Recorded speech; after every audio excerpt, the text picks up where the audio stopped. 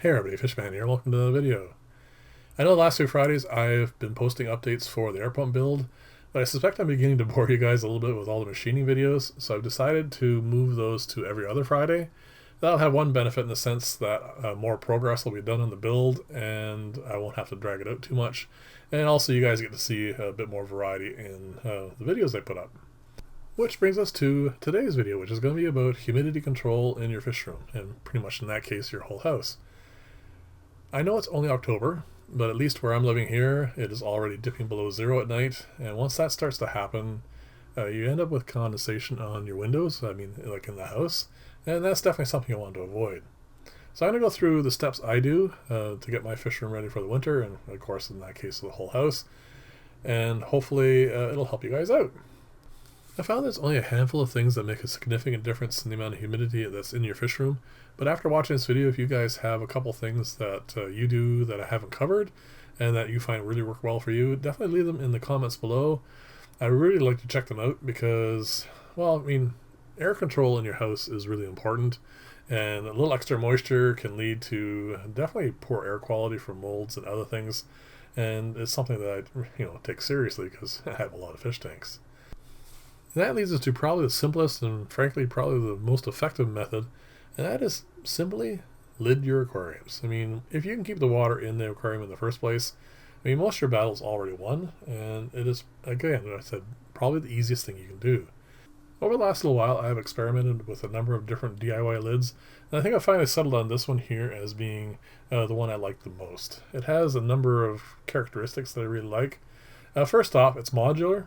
So that means there's going to be 3 or 4 on a given tank, and because I do a lot of experimental filtration and such, I only have to remove like one of these panels, and I can put in whatever I'm going to do for the videos, run it for a little while, and then if once it's done, I can just pop this back on.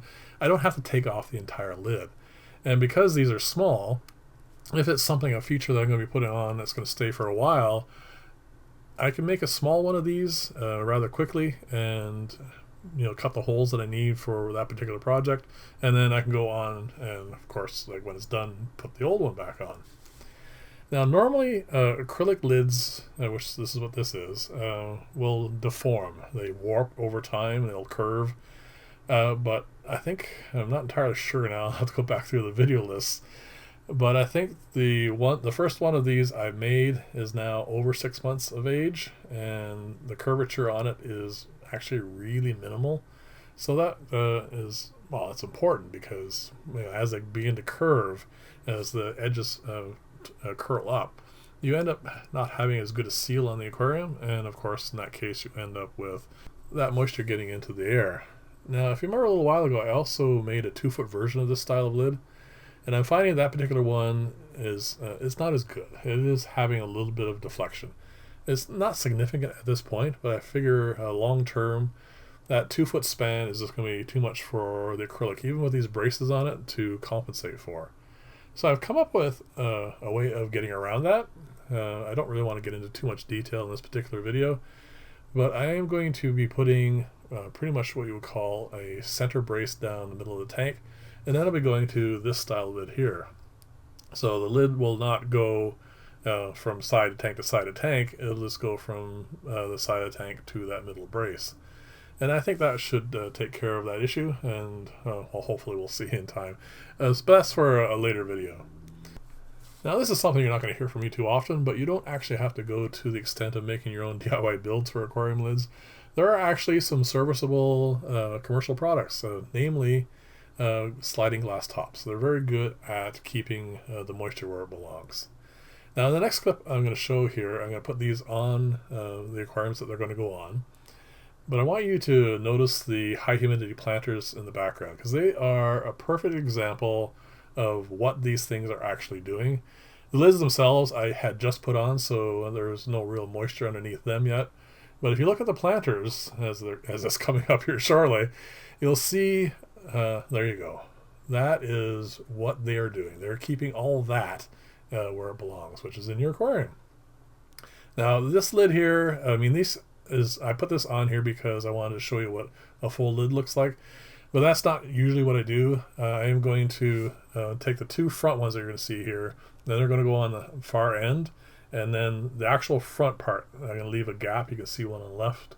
I like a little bit of a gap in the front of my tanks for ease of putting fish food in and stuff like that, just so I don't have to flip up lids every time I want to do something. That small amount of moisture that gets in the air is not important enough to be concerned about. The next method I want to show you is one that I hit upon pretty much by accident.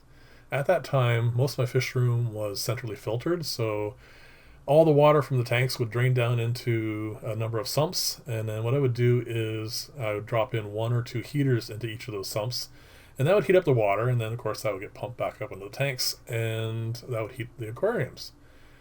But where I live, electricity is really expensive, and I wanted to find a way of cutting down on my bill.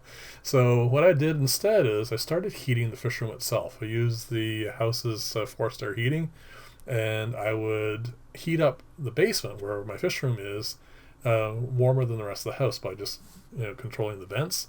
And then I noticed that I was getting a lot less evaporation. So what I've set up here is kind of a mock-up of that. This tank here on the right, I dropped a heater into it, and I've heated that water up 5 degrees warmer than all the other tanks around it. And you can see the evaporation in that tank, this is over a week, is significantly more than in the tanks on the left. Now before I put that heater in there, these tanks pretty much evaporated at the same rate, or at least not to the point of this big of a difference.